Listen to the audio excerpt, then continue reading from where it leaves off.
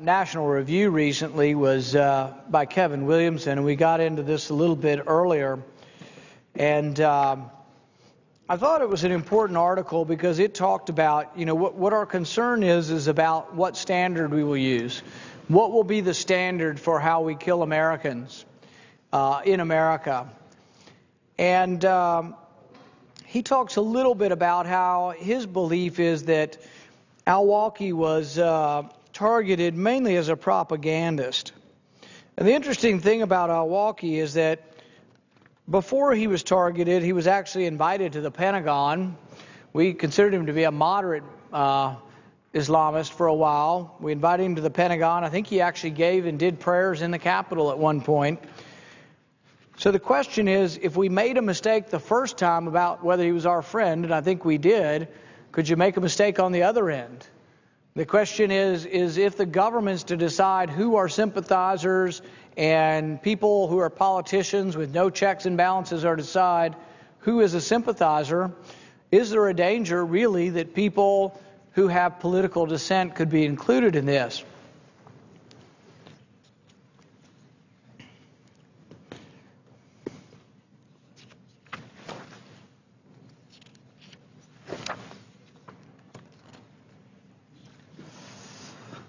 The way Williamson describes Al-Awlaki was that he was first and foremost an al-Qaeda propagandist. He was a preacher and a blogger who first began to provoke U.S. authorities through the online bile that earned him the faintly ridiculous sobriquet, the Bin Laden of the Internet. Was he an active participant in planning acts of terrorism against the U.S.? The FBI did not think so, at least in the wake of 9/11 attacks. The Bureau interviewed him 4 times and concluded that he was not involved. The Defense Department famously invited him to dine at the Pentagon as part of the Islamic outreach efforts, and in 2002 he was conducting prayers in the U.S. Capitol. You ready for me? Throughout the following years, Al-Awlaki became a sort of al-Qaeda gadfly, dangerous principally because he was fluent in English and therefore a more effective propagandist. It was not until the first Obama administration that Al-Awlaki was promoted by U.S. authorities from propagandist to operations man. You may remember the context. The Obama administration had been planning to try 9/11 conspirators in New York City when the country was thrown into a panic by the machinations of the would-be underpants bomber, Umar Farouk Abdullah Muttalib. The Obama administration, in an interesting about-face, whereas it had been planning to try Khalid Sheikh Mohammed in New York and his co-conspirators there, definitively turning our national back on Gitmo, turned around and made the decision that it couldn't do it in New York. Al-Awlaki was a part of this. He was a propagandist and part of this. They said they saw that Abdullah Muttalib actually sought out Al-Awlaki in Yemen, and Al-Awlaki had blessed his bomb plot and had even introduced him to a bomb maker. This, according to the Obama administration, is what justified treating Al-Awlaki as a man-at-arms, earning him a place on the secret national hit list. Williamson asked this question, though. He says, if sympathizing with our enemies and propagandizing on their behalf is equivalent to making war on the country, then the Johnson and Nixon administrations should have bombed every elite college in America in the early 1960s. And as satisfying, these are his words, not mine, and as satisfying as putting Jane Fonda on a kill list might have been, I do not think that our understanding of the law of war would encourage such a thing, even though she did give priceless aid to the communist aggressors in Vietnam. Students in Ann Arbor, Michigan, were actively and openly raising funds for the Viet Cong throughout the war. Would it have been proper to put them on kill lists? I don't know. Williamson says, I don't think so. There's a difference between sympathizing with our enemies and taking up arms against the country. They aren't the same thing. So we have to ask ourselves, what is the standard? Could political dissent be part of the standard for drone strikes? And you say, well, that's ridiculous. We have listed people already on websites and said that they were risk for terrorism for their political beliefs. The Fusion Center in Missouri listed people who were of pro-life origin, listed people who believed in strong borders of immigration. They listed people who were supporters of third-party candidates, the Constitution Party or the Libertarian Party. These people were listed, and a mailing sent out to all the police in the state to beware of these people. Beware of people who have bumper stickers on their cars supporting these people. That to me sounds dangerously close to having a standard where the standard is sympathy, not for your enemies, but sympathy for unpopular ideas or ideas that aren't popular with the government. That concerns me.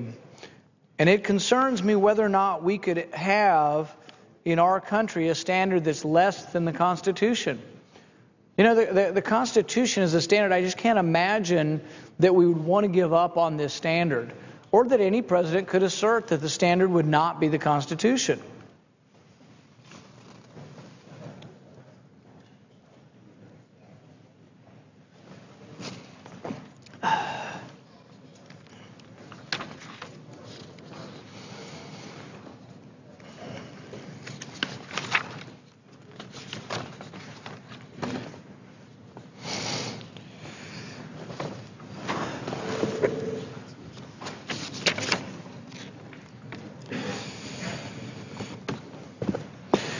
There was an article in Human Rights First. This is an article that was published in December 2012.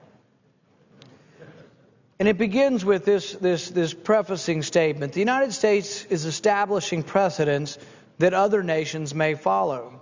And not all of them will be nations that share our interests or the premiums we put on protecting human life, including innocent citizens. This was a statement by John Brennan. I think it's a statement that actually carries some weight and should be thought through. The reason why I say that this filibuster is not so much about Brennan as it's about a constitutional principle. The Obama administration has dramatically escalated targeted killing by drones as a central feature of counterterrorism response. Over the past 2 years, what? Yeah, I mean, if you want to ask this, if you want to read, yeah, they're going to object. If you want to read this again, Yeah. just say, ask unanimous consent. And if you want to throw in Brennan himself, that's there. What's that? If you want to throw in a...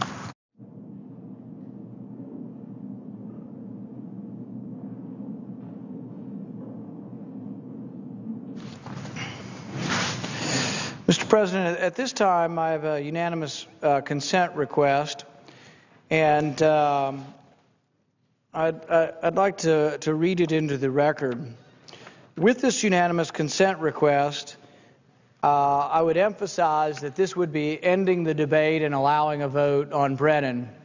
And so part of this unanimous consent request would be the establishment of a vote on this resolution, as well as setting a vote up on the confirmation of John Brennan to be CIA director. The resolution states, resolved that it is a sense of the Senate that the use of drones to execute or to target American citizens on American soil who pose no imminent threat clearly violates the constitutional due process rights of citizens. That's the most important clause of that, and I think it's important for the American people to know that apparently the other side is going to object. So it's important to know that the majority party here in the Senate, the party of the president, is going to object to this statement being voted on. They can still vote against it if they wish, but they're going to object, I understand, to having a vote on this statement. The use of drones to execute or to target American citizens on American soil who pose no imminent threat clearly violates the constitutional due process rights of citizens. So what we're talking about is a resolution that says what we've been trying to get the president to say, that you can't kill non-combatants. You can't kill people in a cafe in Seattle. That's what we're asking. It is blatantly unconstitutional to kill non-combatants.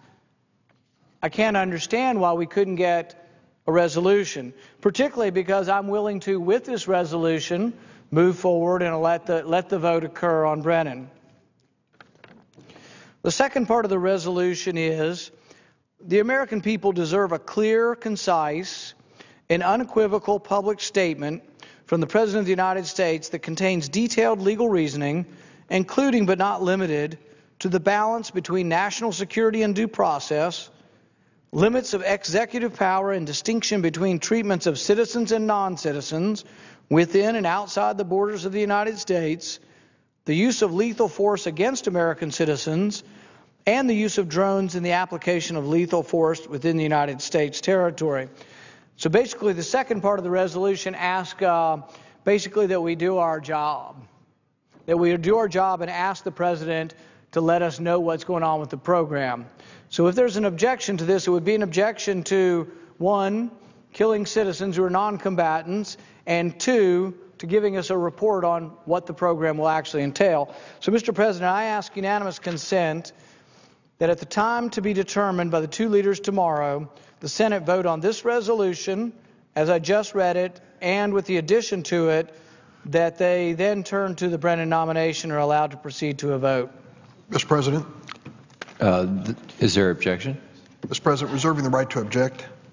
Mr. Senator President, from Illinois. I'd say to my friend from Kentucky that I'm chair of the Constitution, Civil Rights, and Human Rights Subcommittee of the Senate Judiciary Committee.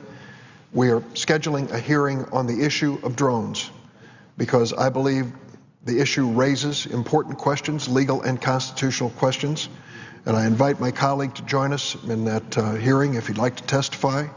I think this is something we should look at and look closely. That's why this hearing is being scheduled. I believe at this moment it is premature to schedule a vote on this issue until we thoroughly look at the constitutional aspects of all of the questions that you've raised today, which are important. And because of that, I have no alternative but to object. Objection is heard. Mr. President, I'm disappointed that the Democrats choose not to vote on this. You know, the answer around here for a lot of things is we'll have a hearing at some later date to be determined. The problem is that this is a non-binding resolution. This is a resolution just stating we believe in the Constitution and, hey, Mr. President, send us some information on, what your plans are for how this is going to work. It doesn't change the law. And in fact, I wish we could do more than that. We have an actual law that will be introduced where we'll actually try to change the law. This is a symbolic gesture and a way to allow us to move forward, and I'm disappointed that we can't.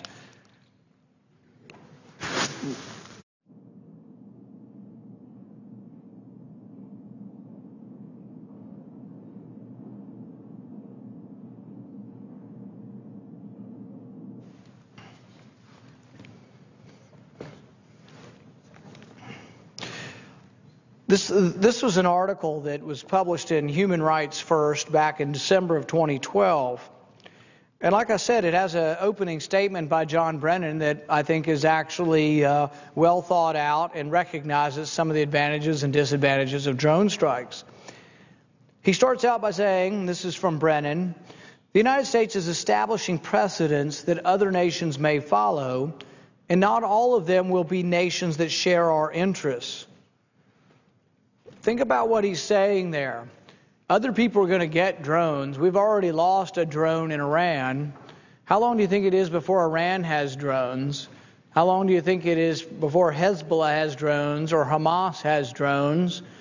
So I think there is a certain amount of thought that ought to go into a drone killing program, particularly when the people that are being killed by the drones will have their own drones, I think within short order. The Obama administration has dramatically escalated targeted killing by drones as a central feature of its counterterrorism response.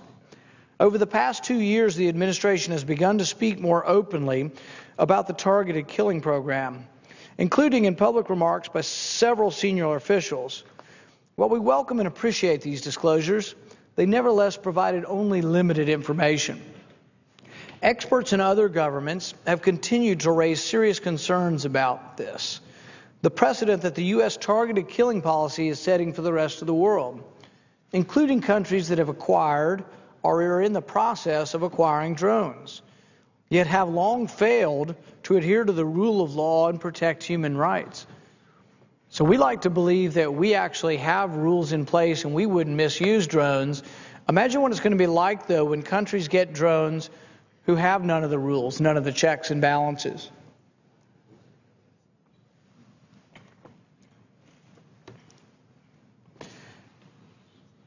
The impact of the drone program on other U.S. counterterrorism efforts, including whether U.S. allies and other security partners have reduced intelligence sharing and other forms of counterterrorism cooperation because of the operational and legal concerns expressed by these countries.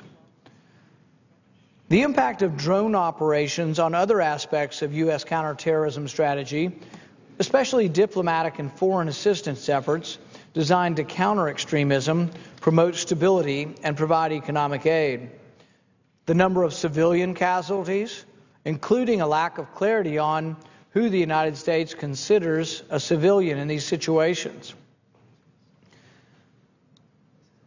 Of note and of consideration also is whether the legal framework for the program that has been publicly asserted so far by the administration comports with international legal requirements. The totality of these concerns, heightened by the lack of public information surrounding the program, require the administration to better explain the program and its legal basis, and to carefully review the policy in light of the global precedent it is setting and serious questions about the effectiveness of the program on the full range of U.S. counterterrorism efforts. While it is expected that elements of the U.S. government's strategy for targeted killing will be classified, it is in the national interest that the government be more transparent about policy considerations governing its use as well as its legal justification, and that the program be subject to regular oversight. Furthermore, it is in the U.S. national security interest to ensure that the rules of engagement are clear and that the program minimizes any unintended negative consequences. How the U.S. operates and publicly explains its targeted killing programs will have far-reaching consequences. The manufacture and sale of unmanned aerial vehicles is an increasing global industry, and drone technology is not prohibitively complicated. I'll give you an idea that there's a marketplace for drones. Last year I introduced a bill to require a warrant before you can use a domestic drone to spy on citizens. And before I introduced it, or anybody knew outside my office, we already had calls and lobbying coming from drone manufacturers. So this is a big business. Some 70 countries already possess UAVs or drones, including Russia, Syria, and Libya, and others are in the process of acquiring them. As White House counterterrorism chief John Brennan stated, the United States is establishing precedents that other nations may follow, and not all of them will be nations that share our interests or the premium we put on protecting human life, including innocent civilians. By declaring that it is an armed conflict with al-Qaeda's associated forces, which is a term that has not been defined, and I think this is an important point because everybody's always talking about, don't worry, you're fine, you're not a terrorist, we're only going out after terrorists. The problem is that, like I said, the government has defined terrorism in this country to mean things that may not include terrorists, paying cash, having weatherized ammunition. There's a lot of different things that they've used as definition. But so we say they were going after al-Qaeda, people who work with them, or associated forces. What exactly that means, I don't know, particularly because even al-Qaeda is a little bit hard to define because they don't have membership cards. Some of them probably don't use the label at all. I doubt many of them have any communication with any kind of central headquarters or central group called al-Qaeda. But by declaring that it is an armed conflict with al-Qaeda's associated forces, without articulating limits to that armed conflict, the United States is inviting other countries to similarly declare armed conflicts against groups they consider to be security threats for purposes of assuming lethal targeting authority. Moreover, by announcing that all members of such groups are legally targetable, the United States is establishing exceedingly broad precedent for those who can be targeted, even if it is not to utilize the full scope of this claimed authority. As an alternative to armed conflict-based targeting, U.S. officials have claimed that targeted killings are justified as self-defense, respondent to an imminent threat. The problem is that, we've defined imminent to be not immediate. So having a murky definition of what imminent is allows us to really run into problems. It's also not clear that the current broad targeted killing policy serves U.S. long-term strategic interests in combating international terrorism. Although it has been reported that some high-level operational leaders of al-Qaeda have been killed in drone attacks, studies show that the vast majority are not high-level terrorist leaders. National security analysts and former U.S. military officials increasingly argue that such tactical gains are outweighed by the substantial cost of the targeted killing program, including growing anti-American sentiment and recruiting support for al-Qaeda.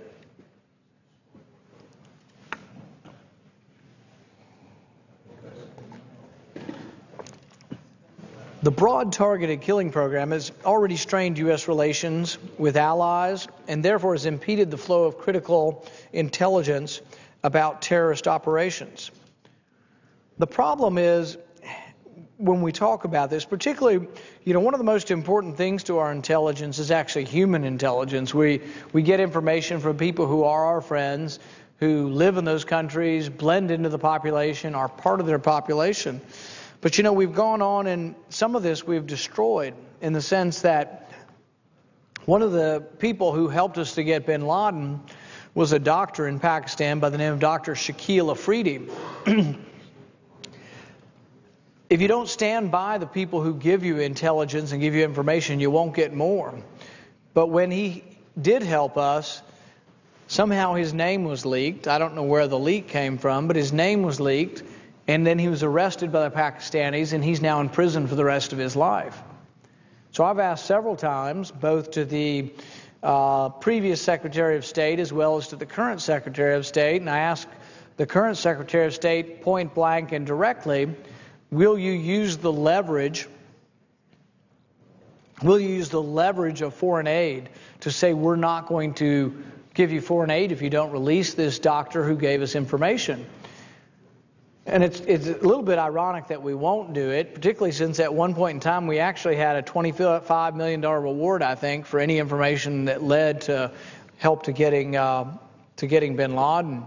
So it's kind of disappointing that we haven't really held out and supported our human intelligence and people like Dr. Afridi, who helped us get probably the most notorious terrorist of the last century.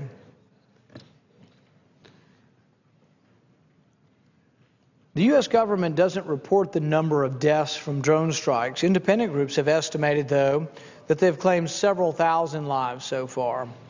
Estimates and public comments by some senators have said as much as 4,700. Now, what we don't know about the 4,700, but what would be an important statistic, I think, or maybe a troubling statistic, would be how many of the 4,700 were killed in combat, actually holding weapons, fighting, going to a battle, coming from a battle, and how many of the drone strikes were actually on people that weren't involved in combat. And I think if that number were released, I think if that number were made public, it would concern you even more, because you may well find out that a lot of the people, and we've seen some of the strikes on television, people in their cars, people walking around without weapons, people eating dinner, people at home in their house. Now, I'm not saying these are good people necessarily. I'm just saying that the drone strike program that we have in place currently seems to have a fairly low threshold for who they kill. And the question would be, whether or not you're going to use that kind of standard if you have a domestic drone strike program in the United States. And so I think really we're getting to the point, and that is one of the most important questions as we look at the foreign drone program, is understanding what are the parameters that allow us to kill people in foreign countries, and are those parameters going to be used here? Well, for the most part of the last decade, they haven't admitted that we have a drone strike program, but now they admit it. The president doesn't want to answer any questions about it, doesn't want to deny that he'll use it here, just says he's not intending to use it here, and then says, oh, probably there'd be different rules inside the U.S. than outside the U.S. The problem is, and this is where the Senate ought to get involved instead of punting this to another time, the Senate ought to get involved, and what the Senate ought to do is say, we're not going to wait for the president to send us a memo. We're going to send him a memo. We're going to tell him what the rules on drone strikes are. We're going to tell him that the Constitution does apply to Americans, particularly Americans in the United States, and that there are no exceptions. You know, I find it inexcusable that the Attorney General says, well, the Fifth Amendment, we will, use it as needed, basically. We will use it when we choose. And the problem with that is that I don't think the executive branch should get to pick and choose.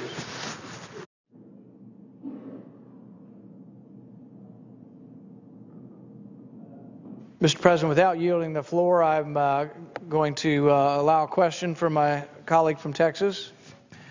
I thank the senator from Kentucky, and I want to ask the following question. If the senator from Kentucky is aware of the reaction the American people have had to his extraordinary efforts today, and given that the Senate rules do not allow for the use of cellular phones on the floor of the Senate, I feel quite confident that the senator from Kentucky is not aware of the Twitterverse that has been exploding. So what I wanted to do for the senator from Kentucky is give some small sampling of the reaction on Twitter so that he might understand how the American people are responding to his courageous leadership, to Senator Paul's doing something that the last 4 years has happened far too little in this chamber, which is standing up and fighting for liberty. So I will read a series of tweets. So proud of Rand Paul standing up for what's right. Stand with Rand. Rand Paul, a reason to be proud of your elected representatives again. Keep going, Rand. Proud of Senator Rand Paul and all who have joined him in this effort. Stand today with Senator Rand Paul. So happy with Rand Paul right now. Someone finally using the system to aid, not usurp, our rights. Rand Paul filibusters Brennan nomination. Over 4 hours now. Glad someone in the Senate has some spine. That was tweeted a while ago. Rand Paul is my hero today. A man with backbone. Today, Rand Paul is my hero. Kentucky Senator Rand Paul is a true constitutional hero in his filibuster against CIA nominee. I can honestly say I am proud to currently live in Rand Paul's state of Kentucky. So proud of Rand Paul. He's bringing it. He's not going to let our Constitution get trashed. A breath of fresh air. Pray for this fight for Rand. I am so beyond proud of Rand Paul and the way he is standing up for each and every American citizen right now by filibustering the Senate. I am very proud of Senator Rand Paul. This is an important moment when one person had the courage to yell, "Stop." Stand with Rand. So proud of Rand Paul. We need more like him. Stand with Rand. Rand Paul is now in hour 7 of his filibuster. He is standing up for our rights. Thank you. Stand with Rand. It's frightening that Obama seeks to have an ever-growing amount of power. Drone strikes are frightening. Stand with Rand. Dear GOP, the base is crying out for more of you to stand with Rand. If you want the base, get it together. Stand with Rand. We need you now more than ever. This president has usurped power. We can't say anything bad against him. Stand with Rand. So long as Rand speaks, we'll be tuned in. It is unconstitutional to target and kill Americans on American soil with a drone. Stand with Rand. A retweet from Senator Rand Paul. I will commend the senator from Kentucky for being so flexible that he was able to tweet while standing on the floor of the Senate.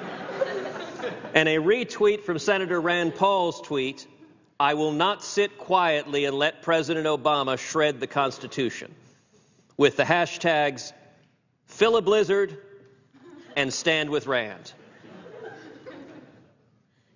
Here's a more mixed one, but nonetheless demonstrating the respect the senator from Kentucky is earning across the aisle. I may not always agree with Rand Paul, but he has my respect.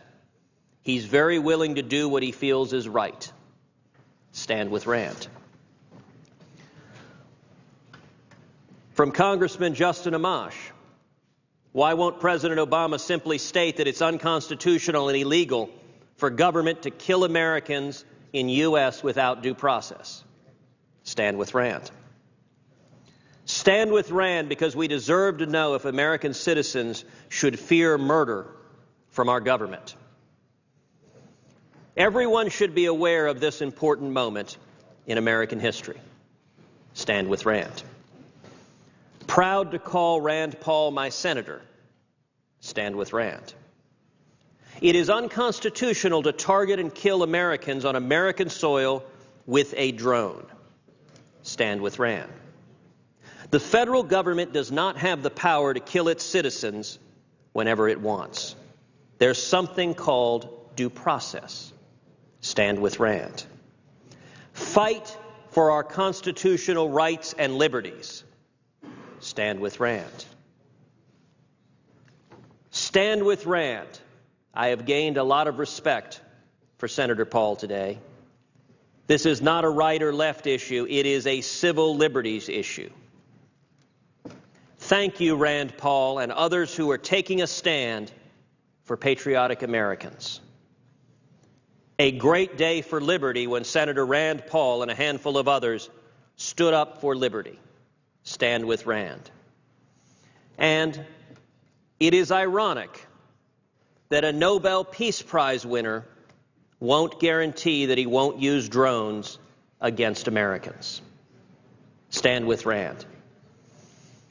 Now, I will note to the senator from Kentucky and ask his reaction to these. This is but a small sampling of the reaction in Twitter, indeed, in my office. I think the technical term for what the Twitterverse is doing right now is called blowing up. And I would suggest to the senator from Kentucky and then ask his reaction, I would suggest that this is a reflection of the fact that the American people are frustrated. They're frustrated that they feel too few elected officials in Washington stand for our rights, are willing to rock the boat, are willing to stand up and say the Constitution matters. And it matters whether it's popular or not. It matters whether my party's in power or another party's in power. The Constitution matters. Our rights matter. And so many Americans, I think, are frustrated that they view elected officials as looking desperate to stay in power, desperate to be reelected, desperate to do everything except fight for the Constitution and fight for our liberties. And I think this outpouring that the senator from Kentucky is seeing is a reflection of that great frustration. And I join with the sentiments of these and many others on Twitter. And so I asked the senator from Kentucky if he was aware of this reaction and what his thoughts are to the many thousands more who I haven't been able to read their tweets and their words of encouragement as the senator from Kentucky, more than anyone, is standing with Rand. Well, Mr. President, I'd like to thank the senator from Texas for coming to the floor and cheering me up. I was getting kind of tired, and I appreciate bringing news from the outside world. As you know, we're not allowed to have electronics on the floor, so I don't really have much knowledge of the electronic outside world, but actually it's probably a good thing for every American eventually not to see their phone or their computer for about 8 hours. So, but no, I think the thing is that people think that we shouldn't, people are always saying don't fight and don't get along and stuff. I think people do want that, but they think that at the same time they want that and they want you to stand up for and stand for something and believe in something. And it doesn't have to mean that we do it in an acrimonious way. Even the senator from Illinois and I usually have civilized words together. There's a smile. And the thing about it is that there are principles that we ought to stand for. And I think the most important principle here, though, is that really this is a tug of war between the executive branch and the legislative branch. There may be some partisanship that we can't all get together in the Senate to say to the president that we think his power should be restrained. But I think at the same time there are some on the other side who are saying that. And really, that's what this should be about. It's about how much power can the president have? Can the president have the power to decide to kill Americans on American soil? But not only that, can the president have the power to decide when the Bill of Rights applies? Can you be targeted because you've been alleged to have committed some crime and your Bill of Rights is stripped away, even if you're here in the United States? I think it's a pretty easy question, and maybe someone from the media would ask the president tonight. I don't know if he's still up or not, but ask the president a question. Ask him, do you plan on killing Americans that are not in combat? Do you plan on killing Americans who are not in a combat position? People who you might be accusing of some kind of crime, but that aren't actually engaged in combat? I would think it'd be a simple answer. And in fact, I'm willing to go home if we can get an answer from the president that says people not engaged in combat won't be on any target list. I mean, it's a pretty simple question to ask and a pretty reasonable question to ask. And after much jockeying and debate with the senator from Texas asking the Attorney General this question, we finally did get to where it seems like he was coming towards not trying to, but being forced to say that it's not constitutional to kill non-combatants. I mean, it should be an easy question. And so we'll take a telegram. We'll even take a tweet. If the Attorney General would tweet us, we can have that relayed to the floor and let us know that basically they acknowledge that their power is not unlimited. And I don't think this is really an overstatement of the cause. This has been written up. Glenn Greenwald's written this up. Connor Friedersdorf has written this up, talking about the fact that if you have a war that has no end, if you have a war that has no geographic limit, and then if you have strikes that have no constitutional bounds, basically what you have is an unlimited imperial presidency. And this isn't a partisan issue. A lot of this began under George Bush, has been continued, expanded, doubled, and quintupled, and made 10 times worse by the current president. But even under George Bush, nobody ever maintained they could kill Americans at home. I can't imagine that the president, when he comes forward and says that he hasn't killed Americans yet and he doesn't intend to do it, but he might, that somehow we're supposed to be placated by that. Somehow that's supposed to be enough. And this isn't the first time we've seen this. First time we've seen a reversal in fortunes here, a reversal in what I think he stood for as a candidate. I've said many times, probably 10 times today, I admired the president. I admired the president when he was a senator on many issues. I admired the president when he ran for office. But the president who ran for office and said, we're not going to tap phones without a warrant, the president who ran for office said we're not going to torture people, now says we're going to kill people with no due process. I find that incredibly hypocritical and incredibly ironic. And I see no reason why he can't come forward and say that that we don't get to pick and choose when the Fifth Amendment applies. We don't get to pick and choose when people can be accused of a crime and get no adjudication and be killed by a drone. So I just can't imagine that he can't answer these questions. And it's just not enough to say I don't intend to do so. Last year when we passed the National Defense Authorization Bill, there was included in that the ability to indefinitely detain an individual, an American citizen. In fact, I asked another senator on my side, I said, does that mean you can send an American to Guantanamo Bay? And he said, yes, if they're dangerous. Well, that would be fine if we all agree who's dangerous and who's committed a crime, but that would be an accusation. And that would have to be adjudicated somehow. And if you don't get a trial, how do you determine your innocence or guilt or whether you're being sent to Guantanamo Bay? The president, like so many times, said, oh, I don't support indefinite detention, and I would veto that. No.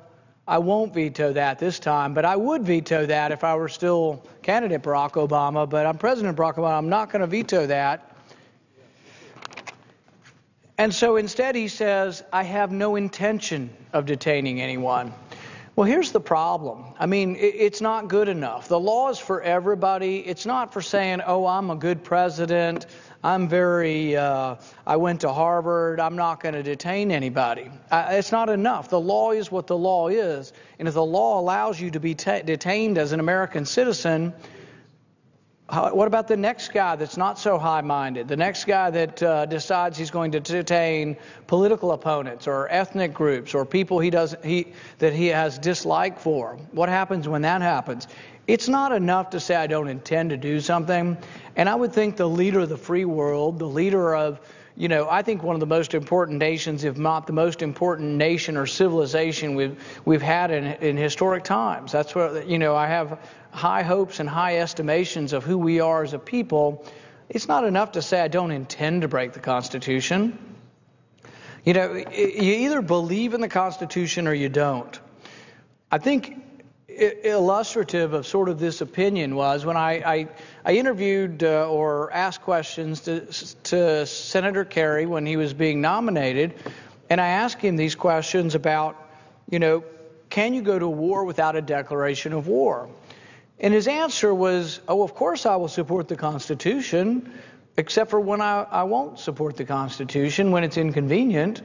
I mean, it's sometimes hard to go to war, and it's messy, and there's all this voting stuff, and people don't want to vote to go to war. They don't want to raise taxes. I mean, it's just hard to get the votes for war, and so when it's inconvenient, I won't. And that's the problem. And he asked me, or sort of insinuated, that I was an absolutist. Well, I don't know how to halfway believe that Congress should declare war. I don't know how to halfway believe in the Fifth Amendment. This isn't one that we're even debating exactly what it means, what the Establishment Clause of the First Amendment means. There's really not a lot of debate over what due process is when you're accused of a crime. When you're accused of something, you're indicted. When you're accused, you get a trial, you get due process. Nobody's really debating what that means. And yet, the Attorney General for this president has said that the Fifth Amendment will be applied when they can. Now, to be fair, I think he's referring to foreign strikes. He's talking about foreign strikes, and to tell you the truth, it is kind of muddled whether the Constitution applies to people in foreign lands or in foreign zones. But that's the whole point of this thing. The point is that this is America. We're not talking about a battlefield. And we're not talking about people using lethal force. If you're in America, if you're outside the Capitol and you've got a grenade launcher, you will be killed without due process. You don't get due process. You don't get an attorney. You don't get Miranda rights. Nobody thinks that you do. But if you're sitting in a cafe and somebody thinks you emailed your cousin in the Middle East and they think you're conspiring with them, you get it. You should be charged. You should be, imprisoned if they can make the charges stick. But they shouldn't just drop a Hellfire missile on your cafe experience. We have to realize, and the president above all people, someone who taught constitutional law, should realize that his opinion's not so important. Even as the president, it's not so important. For him to say that he doesn't intend to kill people, I would defy a constitutional lawyer in our country to say that that's important. I mean, the law is what it is, and he's going to give us a legal interpretation of the law and not what his intent is. To say he hasn't killed anybody yet, to say he has no intention of killing anybody, but he might, is just not really a legal standard that I choose to live by. It concerns me. It concerns me that we have documents in the United States that are produced by the government that indicate people who might be a terrorist.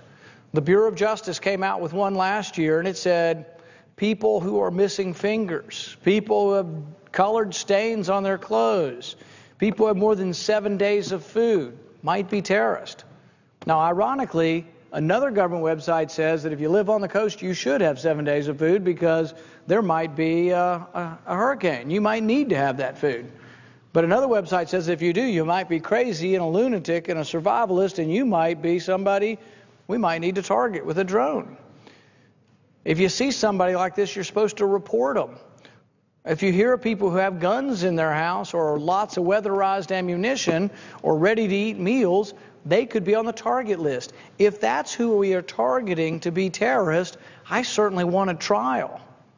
I just wouldn't think that it would be enough to be accused. Now, people say, oh, well, this is just members of Al-Qaeda. But they don't have a membership card.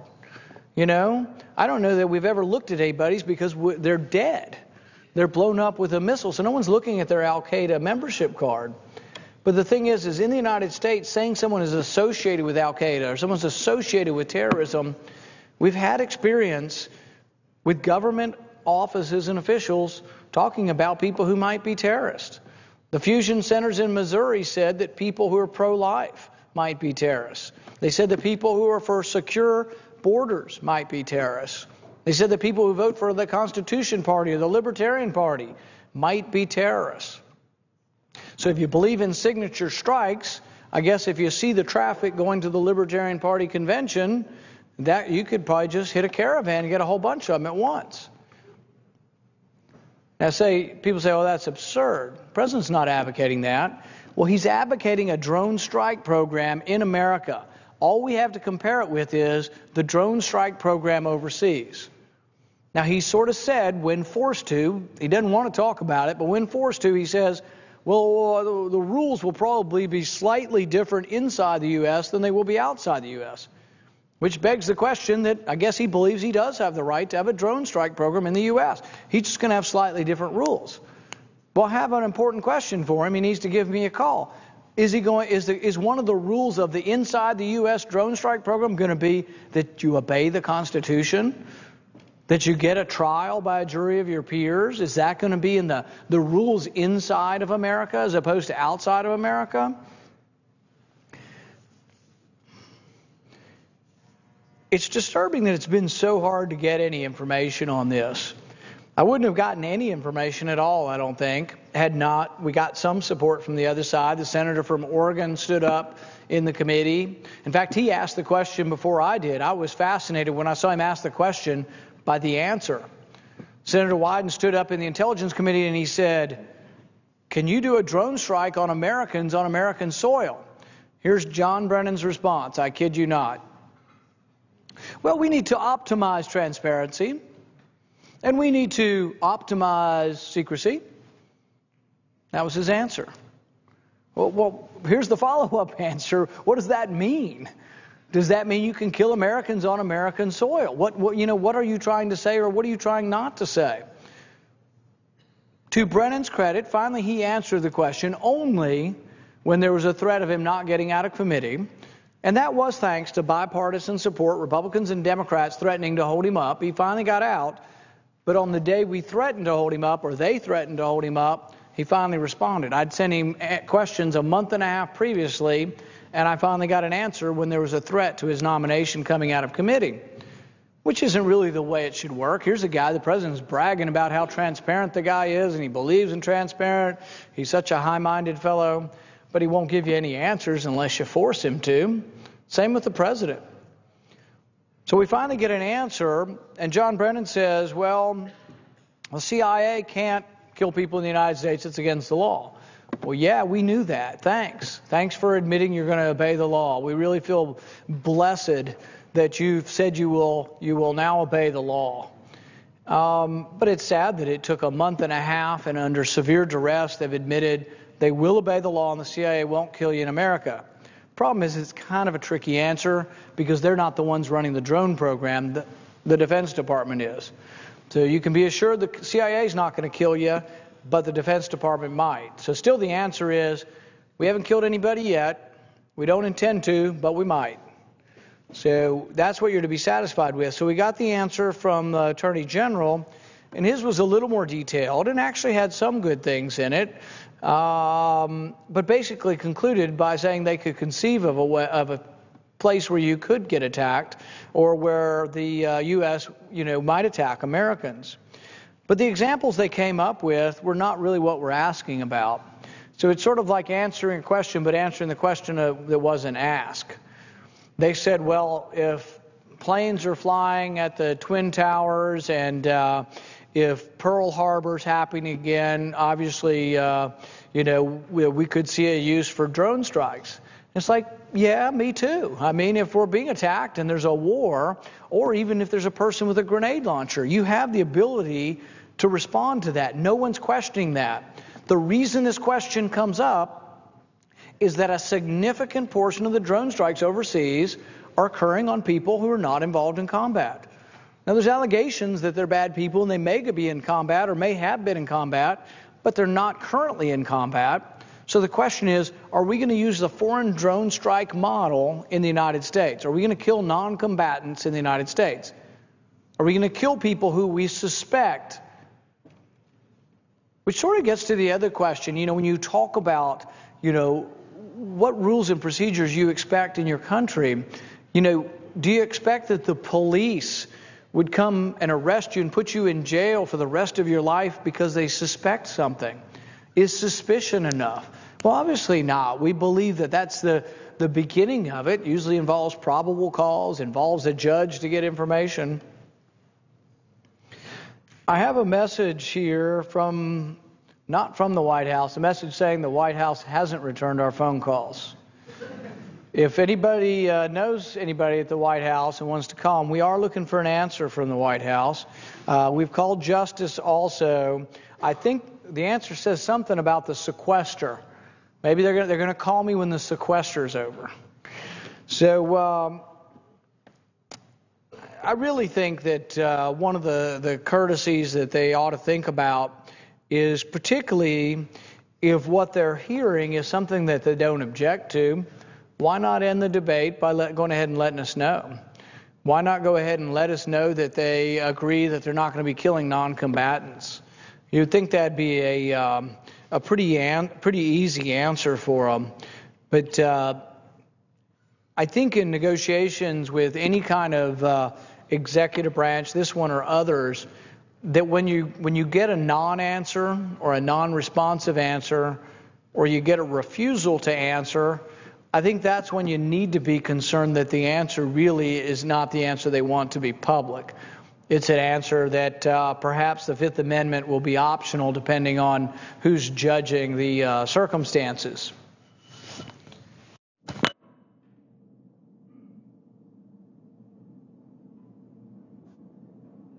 We look forward and look at some of the information that's been gathered over time on this. One of the interesting articles that we had collected on this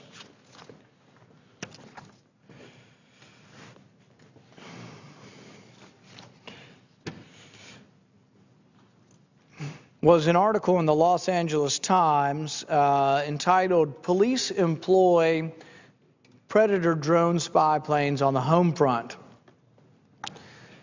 This is an article by Brian Bennett.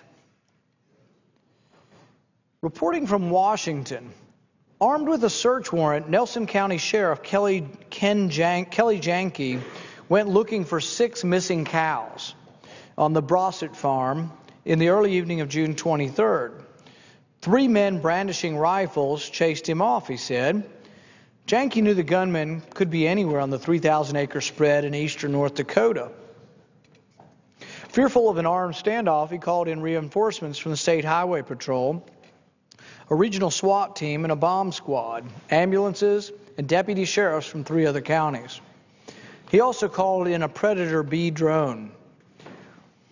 As the unmanned aircraft circled 2 miles overhead the next morning, sophisticated sensors under the nose helped pinpoint 3 suspects and showed they were unarmed. Police rushed in and made the first known arrest of U.S. citizens with help from a Predator drone, the spy drone that has helped revolutionize modern warfare. But that was just the start. Local police say they have used 2 unarmed Predators based at Grand Forks Air Force Base to fly at least 24 surveillance flights since June. The FBI and drug enforcement agents have used Predator drones for other domestic investigations. We don't use drones on every call-out, says Bill Mackey, head of the police SWAT team in Grand Forks. If we have something in town like an apartment complex, we don't call them. The drones belong to U.S. Customs and Border Protection, which operates 8 Predators on the country's northern and southwestern borders to search for illegal immigrants and smugglers. The previously unreported use of its drones to assist local, state, and federal law enforcement has occurred without any public acknowledgement or debate.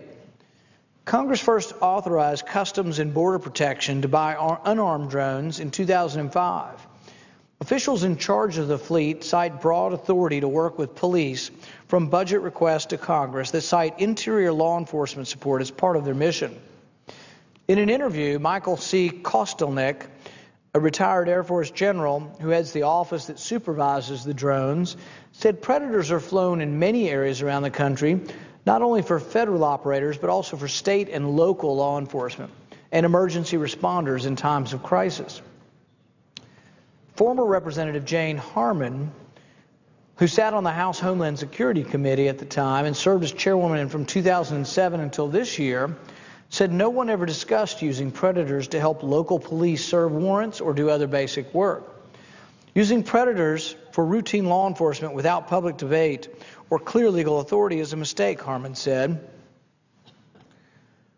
There's no question that this could become something that people will regret, said Harmon, who resigned from the House in February and now heads the Woodrow Wilson International Center for Scholars, a Washington think tank. The point is really that it isn't so much the technology. I'm not opposed to drones being used even domestically. It's really about the individual freedom. It's about the process. It's about how they're used. So, for example, just like in national defense, if you're robbing a liquor store and it's safer to get you down with a drone, that's fine. If you're armed and robbing and threatening people in the liquor store and people as you come out with a weapon, I don't mind if you get shot with a drone or a rifle from a policeman. It is what it is. As one of my friends who's a physician said, when people would come in wounded from robbing someone, he liked to say, well, I guess that's an occupational hazard if you break into homes. But the thing is it really isn't the force that we're talking about. It's whether or not the process is right. So you can use lethal force when lethal force is threatened. The question about drones really is whether they're being used with warrants, if you're spying on someone or doing surveillance on someone. And so one of the bills we introduced last year was a bill to require warrants for drone surveillance. This is a hot topic, and I think will probably eventually get up to the Supreme Court. I don't believe it has yet. There were cases that were talking about GPS tagging of cars, and the Supreme Court ruled that you can't do that without a warrant.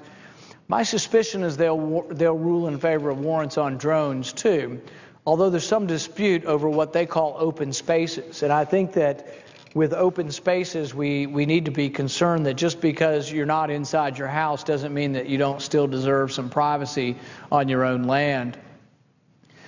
So it's not so much that the drone is necessarily our enemy, but it just allows government to do so much more that we need to be very careful about the safeguards of the Constitution, and requiring whether or not these safeguards are met as far as protecting our liberty.